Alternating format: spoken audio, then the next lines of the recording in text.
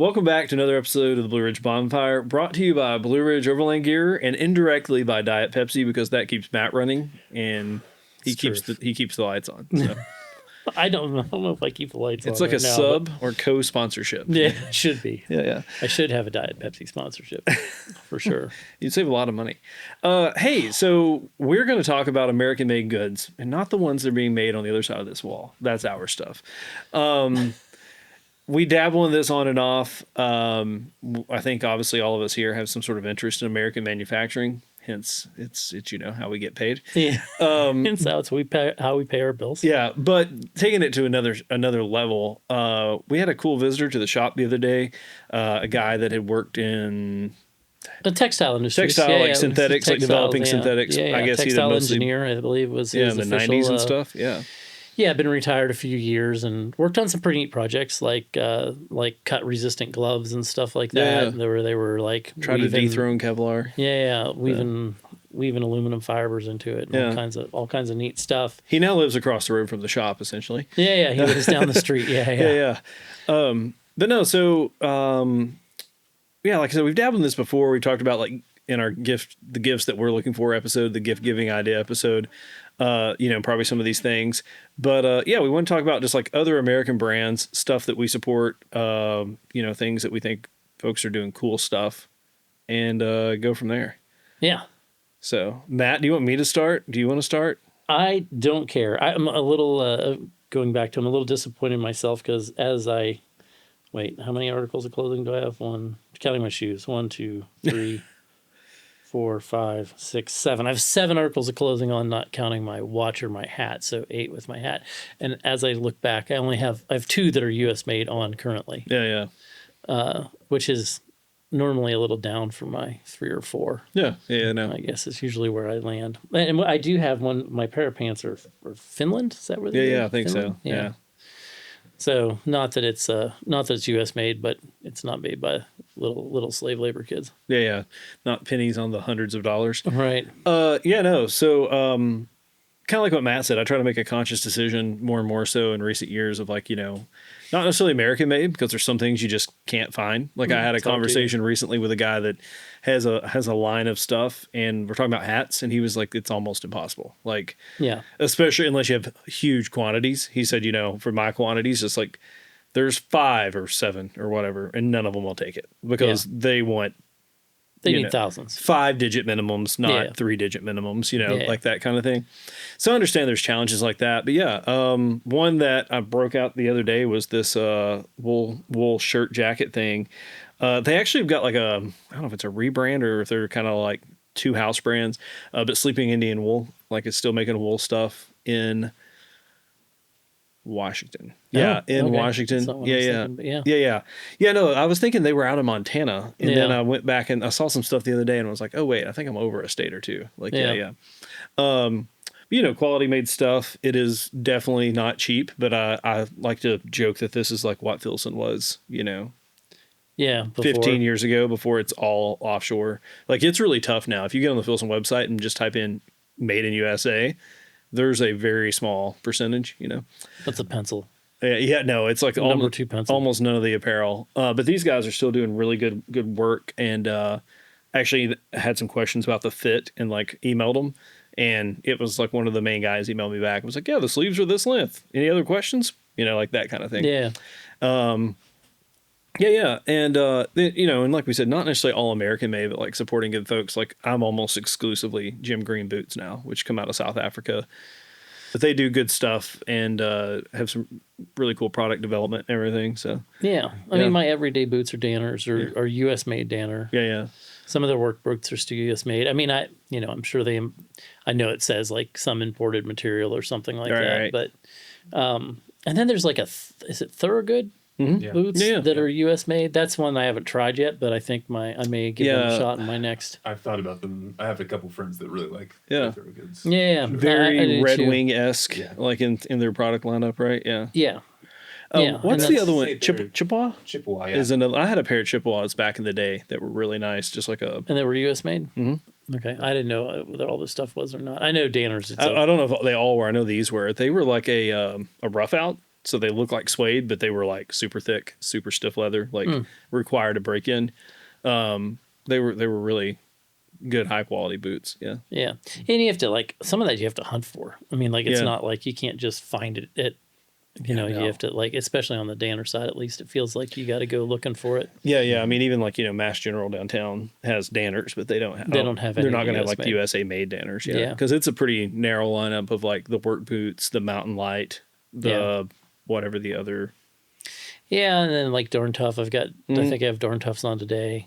So socks are not hard if you're buying wool socks. Yeah, and there's some folks doing cool stuff. Darn Tough's up in Vermont, but there's a couple of companies that are all kind of manufactured in North Carolina. We were talking about this the other day. So Mount Airy, if you ever get bored or you want to make a trip or you want to make a weekend trip, Mount Airy, North Carolina, actually I don't know if they're open on the weekend, is like check Google, then make a trip. Right. Yeah. It has a huge there's a huge sock manufacturer down there. They make wool socks for all kinds of people down there, and they actually have a seconds store.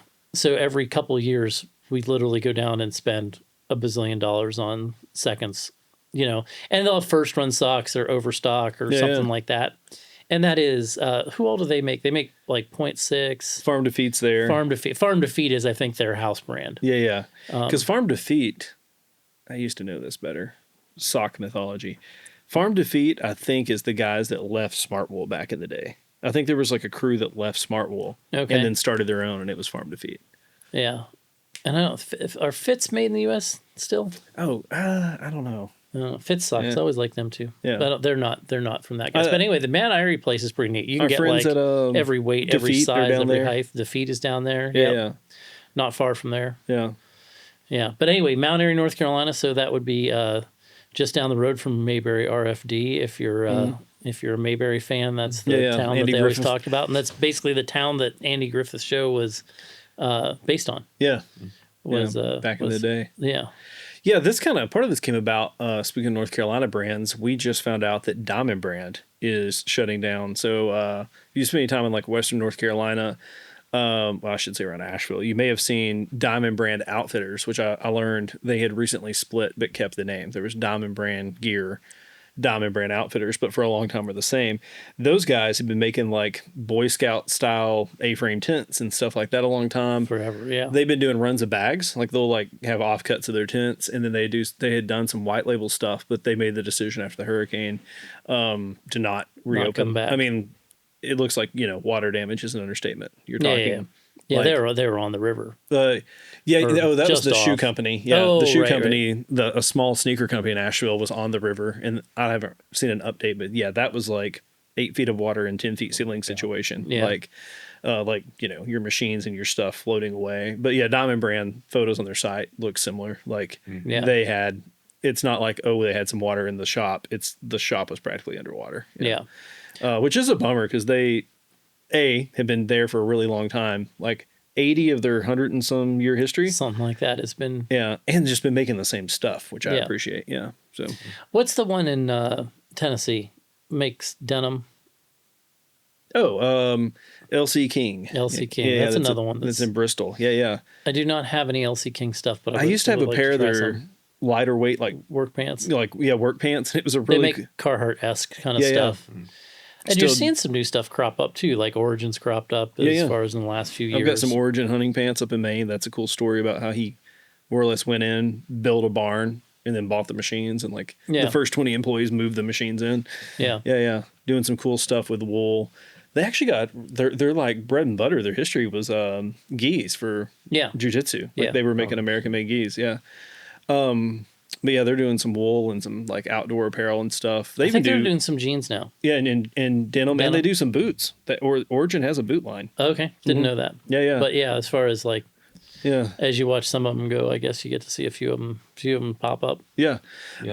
Not necessarily in the outdoor space, but also in Tennessee. Imogene and Willie. Yeah, in Nashville. They were. They do jeans and husband and wife that worked at like Levi, right, or somewhere, or Ralph Lauren. I don't remember the whole story. But yeah. But their stuff is good. Yeah, I had a pair of jeans from them that I absolutely just wore into the dirt. We were out there and went to their store and actually got them like hemmed to fit. Yeah. Yeah. Also cool. like their t-shirt line, they do a lot of cool screen prints, and they actually hired like a staff graphic designer. Like he designs their screens, but also they'll do hand painted shirts like on limited batches. Yeah. They're pretty cool. The thing that impressed me, those jeans were expensive, but like I think Brandy sent hers in like 2 times, maybe 3. Mine were on like round 4 of repairs, and it was like no cost. I think the first time it's like no cost no matter what. And after that it was like $20. And I mean, they like rebuilt the back corner of one of the pockets where it had just worn to nothing. through. And they, is it darning? Is that what Yeah, even darn it. like and I mean like expertly, like they, at this point they were faded and washed out, and they made the darning like match. It was really cool to see. And like I said, I think I got like 4 repairs out of them. So yeah, it's interesting if you're looking at stuff like that, like who takes care of people, like you spend the extra money and you get kind of, you get some of that back at the end of the day. Yeah. I think that's something I don't think a lot of people think about. And you think about even like, I mean, I know you're a knife fanatic, maybe is a good word to put with it. Yeah. But I mean, think about like even kitchen knives, right? Like how many sets of shitty kitchen knives have you gone through? Yeah. Versus if you had an LT Wright set, Right.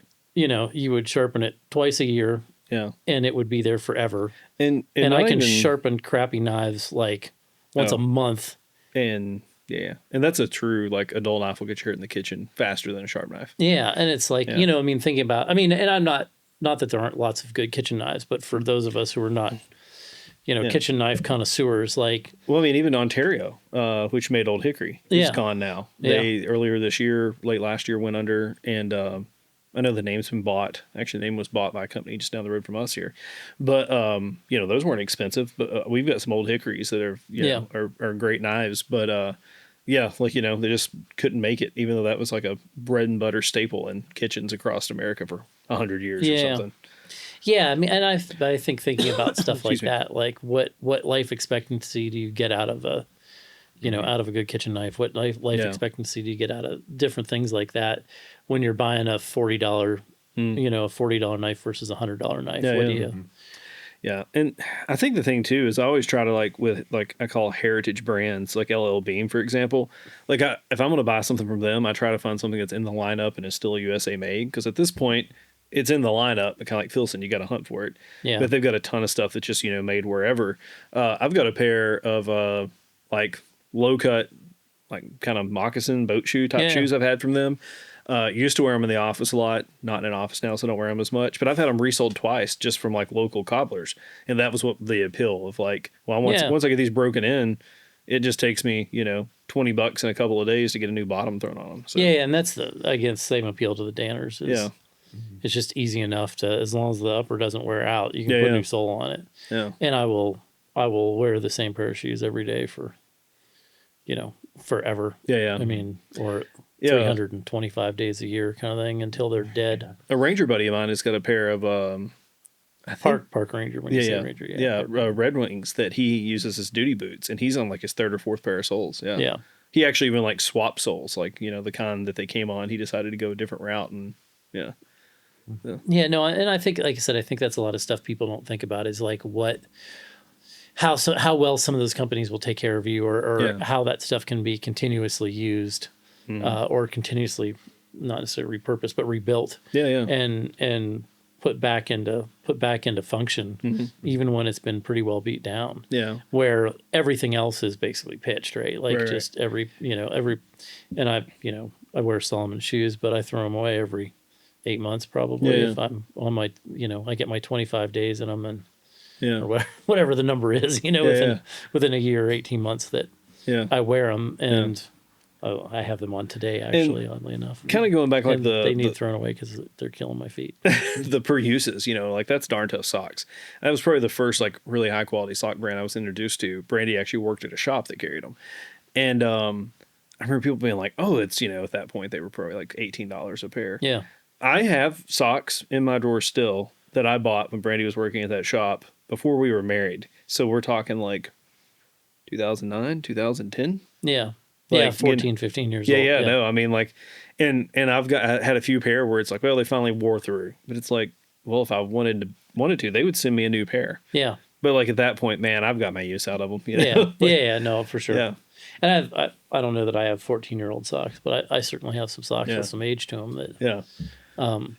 14 years. That's a long time to have a pair of socks. that's a good run for a pair of socks. Yeah, no, like, you know, I remember they got in some like heavier winter, like tall ones, so I don't wear them that much. Yeah. And every once in a while when I like put them on, I'm like, holy crap, like I bought these when we were dating. 15 years ago coming up. Right. No, yeah, it's wild. Yeah, and I think, you know, kind of going back to that stuff, it always bums me out when like a brand, you know, does move offshore or shutters, you know, and stuff like that. So even if I'm just like moving the needle for them a little bit, like Hamilton Watches is one that has a cool story. Pennsylvania brand just recently opened up a like product showroom and some of their productions there, I think, in their original building, like where they were at back in the day. Yeah. That's cool. And so stuff like that is always kind of cool to me to see, like, like, you know, there's not that, like, maybe, I don't know if that's a great example of this, but like sometimes, like Mount Airy, for example, I'm assuming a good chunk of the population works at the sock mill. Yeah. You know, like some of these businesses really do support a town or a community or whatever. So Yeah, and I think the other thing, like I said, is that, you know, while I know you pay some more for some of that stuff, a lot of times you get a lot more value out of it. I mean, even like, you know, to go slightly off topic, but, you know, majority of, I should say, almost all like glass products by Leupold are U.S. made. yeah, You know, I don't know about sunglasses and stuff, and I know their clothing isn't, but, right, but all their primary stuff, spotting scopes and Yeah. binoculars and rifle scopes and all that stuff is all still U.S. manufactured in Oregon. You know, in a pretty Been there a neat long facility. time. Been there a long time. Yeah, Yeah. absolutely. And I think, you know, that's one of the ones that just straight takes care of it. If you have a problem, they just yeah, and it's not they send you another piece of Chinese crap. They send you another you Yeah. know, good quality piece of equipment. yeah. That's something. Not to talk ill of our customers, but when somebody's like, you know, they have a customer service request here, and they expect, you know, kind of like that Amazon model where, you know, well, you know, can you send me another one out now? It's like, well, that's not our, like, you know, Amazon literally has enough stuff that they don't even need the old stuff back. Well, the big thing with Amazon, and we don't take the old stuff back. If you send us photos of something Yeah, that's yeah. jacked up, we'll just send you a new one. We just typically want a picture of it or something to verify that, one, it's ours and it's not a copy. Yeah, yeah. You know, it's not somebody else's that is, you know. We've had to deal with that. So Yeah, that's I don't want to say misrepresenting itself, but it's easy to be confused by. Yeah. And the other thing is that everything Amazon is on the vendor, Yeah, so it doesn't matter to them. yeah, I mean, it just doesn't make any difference because Yeah. if you ruin it, or you know, you say, "Oh, I don't want this," and you send it back to Amazon. Amazon gets rid of it, however they deal with it. Mm. But the reality is, it didn't cost Amazon anything because they bill the vendor for that. Yeah, yeah. They bill the vendor for that return, and not that they shouldn't, but just that yeah. that's one of the reasons it's just so simple. I remember is that- needing a weird sized hole saw for a project, and they sent me one from Amazon. Like where I used to live, we didn't have many like hardware stores. You know, Yeah. there wasn't a Lowe's down the road. Couldn't find one local. Ordered it. It was like, you know, whatever millimeter, but it was the wrong one inside the packaging. So like, you know, hop on Amazon. Hey, this is the wrong size. You know, oh, just keep it. We'll send out a replacement. And it's just like, wow, okay. You know, to think that it was just like, it's not worth the label to like get it back and like sell it to, you know. Yeah. So. Yeah, no, and I don't think they deal with the return side of that. I Yeah. think that's a whatever. I think that's probably a pretty ugly system at this point Yeah. as far as that stuff goes. Ever There's heard about the another kid one. that frauded Amazon out of thousands of dollars by returning electronics boxes with the exact weight and dirt? Oh no. Yeah, yeah. So he somehow figured out that like they process returns based on weight. Sure, I'm sure they do. And so he just got a really good scale and some sand and some bags. And I mean, where it was like PlayStation 4s and flat screen TVs and like all this stuff. And I mean, like, it was a felony. That's how much he got by with it. Yeah. That's crazy. That's impressive. That is. Yeah. Can you imagine I'm kind of impressed. Hence why we asked for a phone picture. Yeah. Yeah. Can you imagine the first guy though, whoever it was at Amazon that like opened up the flat screen and just Pile of sand fell out. like, am I having a nightmare? Like, Yeah, absolutely. And even like Dog Gear Round Manufacturing, who I've done a lot of work with Yeah, yeah. for a long time. That's another one, you know, everything. I mean, not only is everything in the Round branded line is mean, everything that they put their name on, everything they Yeah. sell some other people's stuff, I guess is what I'm saying. But everything that they make is all US made. And they've been doing it for 75 years now, 76 Yeah. years coming up. And not only that, like if you buy a leather leash from Ray Allen, it's the same guy that's been making them for over 30, I think it's 35 years right, now. yeah. Like the same dude has been sewing leashes there for, I mean, there's a lot of longevity in that shop. Yeah, they're a lot They've like got- us. Like they're under one roof, right? Like Yeah, most yeah. of that stuff is made. Yep. Everything's Yeah. made in the same facility, same people, the guy who runs their shop foreman is 28 years in, I think. And they've got, I mean, they probably have 4 or 5 manufacturing employees that are like in the close to 30-year range. Yeah. 25 like and 30 years. One of my favorite like USA companies in a different category is I have a guitar from a brand called Heritage. Oh yeah, you were And talking about this. Heritage is so Gibson Guitars started in Kalamazoo, Michigan, and when they man. moved shops, Don't buy from Michigan. It's almost like buying from a foreign country. when I'm just they kidding. moved shops, the some of the guys that had been there forever were like, "This is our home. We're not leaving." So they bought the shop from Gibson. Oh, cool. Along with all the original molds. So like when you get a Heritage guitar, it's made on the vintage The Gibson molds. original Yeah. Gibson. Yeah. Huh. Yeah. So it's pretty cool. And I think they just recently maybe started like a budget line that is made in another factory somewhere. But like if you get one of their actual products, it's all Yeah. there on those molds. And I mean, by us, you've got Huss and Dalton Guitars, which Yeah, is right up the they're roads. awesome, It's been, we know Mark Dalton pretty well and Oh, yeah. Kim, who run that shop. And my college roommate went Like and us. like took a luthier class from him in college. oh, okay. Yeah. Yeah. No, good people. Obviously, Yeah. well-known guitars, at least in Yeah. the acoustic industry, I guess. And in bluegrass world, those are like some of the Yeah, that would be guitars. for sure. That's bluegrass and kind of folk is their mainstay, and because they do, I don't know if they still do. I don't know if they do a mandolin. We They might need have done a to. mandolin for a while too. I don't remember. Kim and Caleb are going to come see us in the spring, and Caleb's majoring in bluegrass at ETSU. We need to see if he can Oh yeah, get up there and check it out. they do tours on Fridays, so Good to that's know. another good one. Stanton, Virginia. Oh yeah. Yeah, Huss and Dalton Guitars does tours on Fridays, and like one of the main guys from the Steel Wheels, which is a pretty well known band, at least on the bluegrassy indie Side of side. things. I think they've like won the indie music something or other a few times. Like he builds, he's there building guitars. Yeah. That's what he does now. He kind of retired from the traveling and stuff like that, and so he was taking over a chunk of Huss and Dalton. Matter of fact, there's a couple guys from the Steel Wheels that I think their that's mandolin interesting. player worked there for a while, and Were they from the Stanton area? Like, yeah, or well, the band's kind of based out of there, and I Okay. think those guys have kind of meandered that way. yeah. But yeah, And so you talk about the budget side. That just kind of made me think. That's the other thing is I think's worth noting is that people think that American made is always like 10 times the price. Not necessarily. Tecton Tools. yeah, that's Oh. another one. I don't know how they do it. I mean, like it really blows my mind. Like they make some really high quality, really, I don't know, that like it offers a lot of utility Yeah, at a price that's like, fair. yeah. Yeah, absolutely fair. It's And- not and- like Harbor Freight, jack stands with 4 murder charges cheap. Right. But like, pending. yeah. We're gonna recall this jack stand 12 times. That's my favorite recall story. Yeah. We have to recall all of our jack stands. They're falling on people and killing them. I have some of those jack stands. I have some bad news about our jack stands. We didn't change anything, and it turns out they're still falling on people and still killing people. So your slightly shinier ones, also deadly. Yes. Your ones with less scratches also going to kill Yeah. you. It's weird about recalls. Yeah.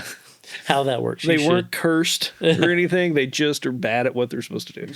Yeah. So like Tecton Tools, I mean, that is stuff that like, because let's be honest, the tool world is like kind of misleading, right? Like Yeah. there's plenty of brands that back in the day were really high quality that got bought up by whoever and shipped offshore.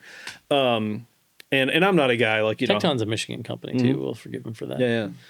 I'm not a guy that's like, wrenching on stuff every day. So I do have some cheap tools, but like if I do need to replace something, I want it to last. And so lately they have been the place I'm looking. Me too. Yeah, that's been my go-to for, like you said, as I replace stuff, I've just been replacing it with theirs. Yeah. And I don't know, like, I don't know that that's I don't know how it compares to Snap-on. It's similar to some of my sort of Snap-on Matco stuff. But no, I mean, for the money, I would say it's in the price range with what you find at Lowe's, like Craftsman, stuff like that. Way nicer, nicer built, nicer thought out. I mean, I think they do some things more intelligently. Yeah. Everything from adjustable wrenches with like they just came out with a new adjustable wrench. I was just reading about it, and this is so. I'm going to digress for a second, but like the degree of the adjuster in the sentinel screw adjuster is like steeper, so it actually keeps the jaw tighter, and then in the end it's got a 3/8 square for a 3/8 socket. So if you actually need to add some leverage to it, you can put like a 3/8 breaker bar in it. Wow. So you might need to order that. Yeah, I mean it's just like I said, it's. Because a crappy adjustable wrench is practically worthless. Yeah, 100%. And they're, whatever. I think trying to do some smart things there, and I appreciate that, and I appreciate the fact that they're still building it in the States and still thinking about that kind of thing. And Chapman Manufacturing is another one. I bought my dad one of their tech screwdriver bit sets last year. Yeah, that they only do a small window of very niche-y things. Yeah. Like you get on their site and it's like, well, here's the handyman, and it's kind of got, but it's like, then you can get deep in some like, this has 75 bits and you haven't seen 72 of them. Like, right. Like it's very specific stuff, but really high quality. And I like too that it's like, you're not like, they have a little thing you can slide over the screwdriver that like helps you like increase the grip, the leverage. Yeah. But it also has a spot where you can just put a bit in it. So if you have like no clearance, like when we were working on that label printer, you can literally like slide this into like an inch gap and turn a screw if you need to. Yeah. No, that's I have one of their like a little bit set from them. I forget what it is, but and it's I don't ever use it. It happens to be sitting in my machinist stuff. Yeah. That's been parked there forever. But no, Chapman's good quality. So. Yeah, I think it was a relative's actually. Like, oh, really? Yeah, like a great uncle or something. I got some of my, I've got some Starrett stuff and things like that, which you pay for that. But I've, the other thing I found a lot of that kind of stuff at is really weird is garage sales and auctions, estate auctions. Yeah. I've like most of my Snap-on and all my Starrett stuff has come from auctions or garage sales where I've just been like, holy crap, I'll take the whole box. I don't even know what all's in here, but I need that. I know what label's on that box and it's worth everything in this box, and I've bought a lot of stuff like that. Yeah. No, it's, I don't know. I guess for me, I just try to like every aspect of life to like, buy a little bit better quality and it lasts a lot longer. One that comes to mind, cause I was just thinking like it's decently warm today and was like bike stuff. Oh, okay. Not fishing. You thought I was going fishing, didn't you? No, I didn't. I had another direction because I got another one that I like that we'll talk about in a second. But I always use just kind of like whatever stock saddles on bikes, and even like decent mid-range bikes come with pretty terrible seats. But a couple 7 years ago, maybe 8, Brandy was like, what do you want for your birthday? And my birthday's kind of at the beginning of the like heavy riding season of the spring. So like, I'm going to get a Brooks saddle. I've tried a few out, but I want to, one of my own.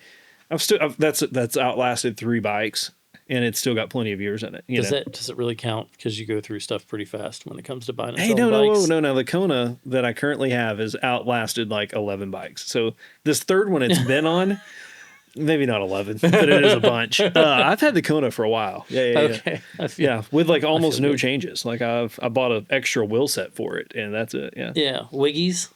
Oh, Wiggies. Right. Like so, if you're a cold weather fan, you like being out in the cold. Like the cold and wet is irrelevant in a Wiggies. So if you put your Wiggies on, what is Wiggies? They're in Colorado.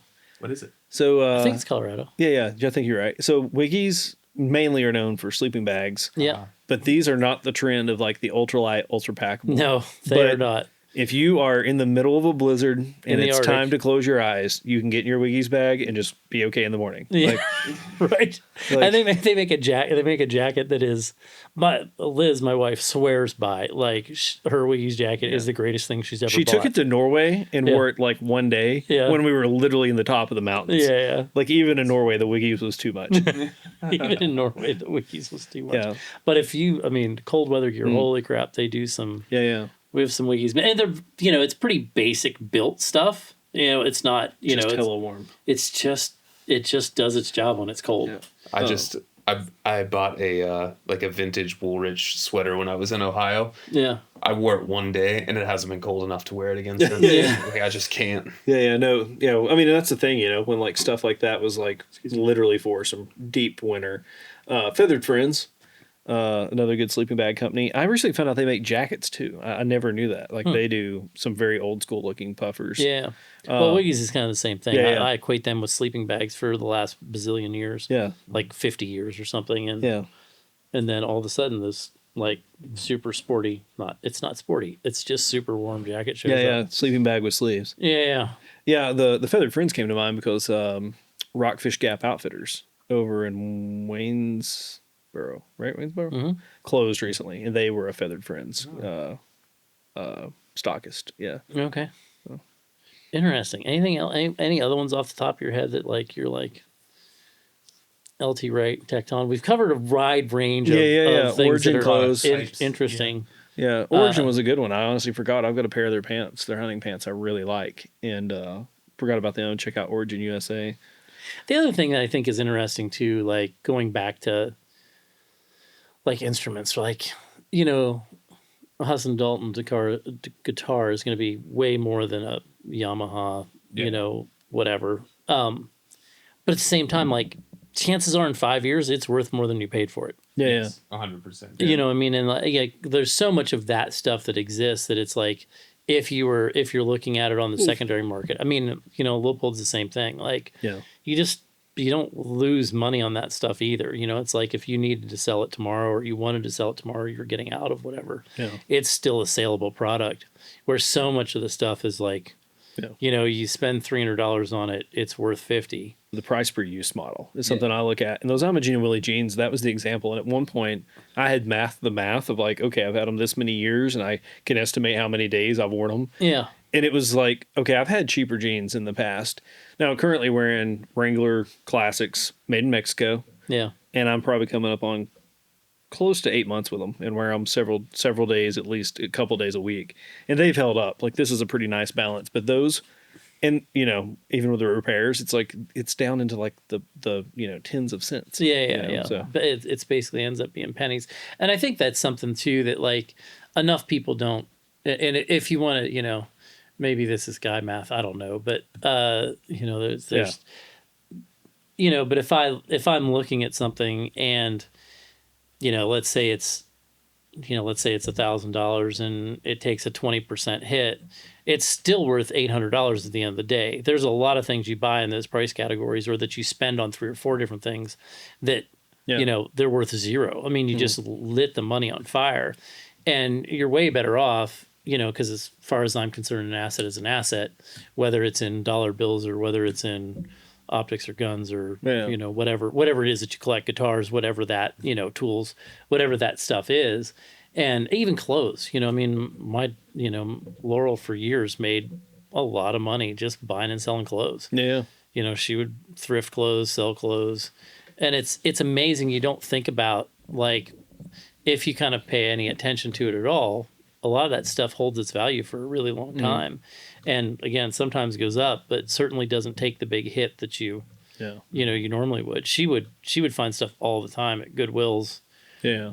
Wear it for 3 months, sell it for, 5 times what she had in it, or 10 or 15 a lot of times. eBay or Poshmark or eBay, whatever. And turn it on something like that. And if you can start thinking about that stuff as, hey, this is, I have an asset class that isn't dollars and it's not stock and it's not property. It's, it's these other things that are in, that I would quantify as an asset or qualify as an asset. I think that's, if you can wrap your head around that kind of thinking, and again, wearables, it's the per use, how many times, how many days I've worn my Danner boots in the last 2 years? 400? Yeah. 450? Yeah. How many days, and while yes, it's a $250-ish boot or $280 boot, now I don't know what it is, but I can tell you that I've worn my Solomon boots, 90 times, and they're gone. Yeah, and they're retirable. Yeah, and that's and they were $120. Right. You know what I mean? So it's like cost per use is just way better at the end of the day. And that kind of goes back, like the rebuildable and repairable stuff. We were talking to Dustin the other day. Dustin, our electrician, who I've conned into doing some plumbing work with me on this upcoming Saturday. And he was like, hey, just make sure you can get a rebuildable faucet, because then if something goes wrong, you just get a kit. It's infinitely rebuildable versus a lot of these. It's like step one, throw it away. Step two, go buy a new faucet. No, I mean, like even hydrants, like we do that with hydrants, like because on the farm we've got water hydrants all over the place, and there are some that are rebuildable, and there are some that you're going to be digging and swearing, and mad at yourself when you go to try to put them back. Yeah, that's a project I need to get all mine back. I want to just replace the ones that aren't and make them rebuildable. Yeah, and I mean, there's something to be said for that. If you can, if you can pull the guts out of them and replace an O-ring in half an hour. Yeah. Versus, and it's a 4 hour, it's an extra $30 up front, but it's 4 hours or 5 hours when you go to replace it or whatever, depending on the equipment you got to dig. Yeah. If you're going after it with a shovel 25 inches, 30 inches in the ground, and then you got to dig up enough water line to cut off the other and replace it, and then you're down in a hole for the next, swearing at it with a torch, trying to heat it up enough to slide the, whatever. Yeah. Having done that a number of times, I have specific. this. You really paint a picture. This is not my first go around on fighting hydrants. And at the same time, if you buy a rebuildable and you've got a seal that goes out, literally you just take it apart and replace that seal, and you're not too many minutes into being back on the road again, or having it back up and working. And on things that you count on, I think that's really, really something I really feel like people miss. Yeah. So this is my ignorance. I would never have thought that you could get a faucet that wasn't repairable. Yeah, no. A lot of them are crazy. Just sealed now, and they're all plastic guts. And I was gonna say just the plastic guts, and it's literally just a time bomb, it's just a waiting game. Yeah. I mean, not that the replaceable ones aren't plastic guts too, but at least you can thread the old plastic guts out and replace the new plastic guts in it. Yeah. And again, not that that's all U.S. made or anything. Right. But I doubt it. That seems like the kind of thing it's not. But yeah. Yeah, I don't know. I mean, I don't know. The Elger bathtubs and stuff were U.S. made for a really long time. Hot water heaters, like a bunch of hot water heaters come out of Johnson City. Like they brand them out of a bunch of different brands. Yeah. That's funny. I didn't even realize it till I was like working on hours at the Tennessee House once. And kind of like the little plate at the bottom was like, this came from down the road. Yeah. I think for me, the kicker is, people ask me, sometimes the people in here ask me, what do you do? And it's like, well, my job every day is to show up and figure out ways to like promote our products, and get people to buy them, because we got X amount of people in the back that like are counting on these bags to get sold. So, like I know there's a guy somewhere at Origin, there's a guy somewhere at, Tecton, like all the same thing, but it's like, it's not that it's it's the folks that go home and show up the next day and they make another set of Tecton Allen wrenches. Right. Which I own a crap load of. And replace them as I lose them. Yeah. I swear every one of my Tecton order has like a 2 millimeter, a 3 millimeter, and a 1/8 on it. Every single time I'm like, might as well buy these, because I know I've lost them out of a set somewhere. If someone could find a way to actually keep me from losing Allen wrenches, that would be worth it. So I'm just really mean about mine. Like we used mine on something here the other day and was like, no, put that back before you get another one out. Put that one back in the spot. Like, like I'll just be nasty. Yeah. Like, I definitely have my set for when I'm on set, like on location. I have a bag, and I literally just got a cheap set of Harbor Freight ones, to be honest, just to hand to people. It's like, I have mine, and then if someone needs one, I will hand it. Yeah. No. I can appreciate those are for that. me. Yeah, those are for me. Yeah. Yeah, I can appreciate that for sure. Yeah. I don't have anything else fun. So, anything else? No, I think we hit all the stuff. I think that I was kind of glad we had that conversation with that fellow that sort of spurred this on. Yeah.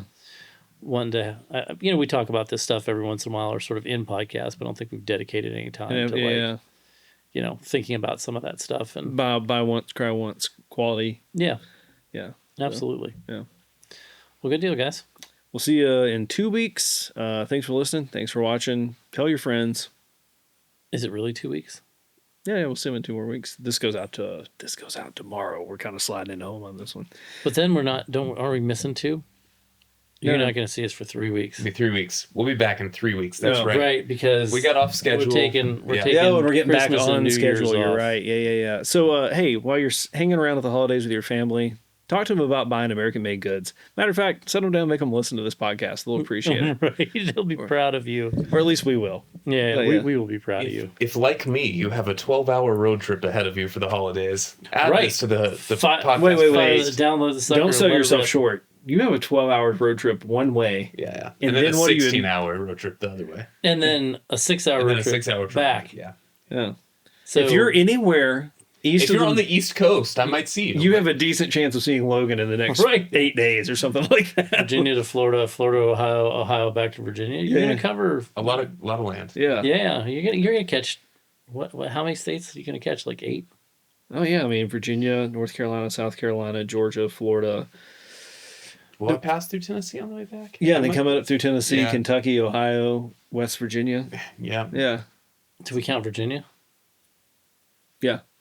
So we're at 8. Yeah. 8. So like 15% of the states you're gonna cover. And I'm not gonna lie. At one point, you could literally go like 15 minutes out of your way and tag Alabama. That one little corner That's is true. really yeah, close. down at the bottom there. Yeah.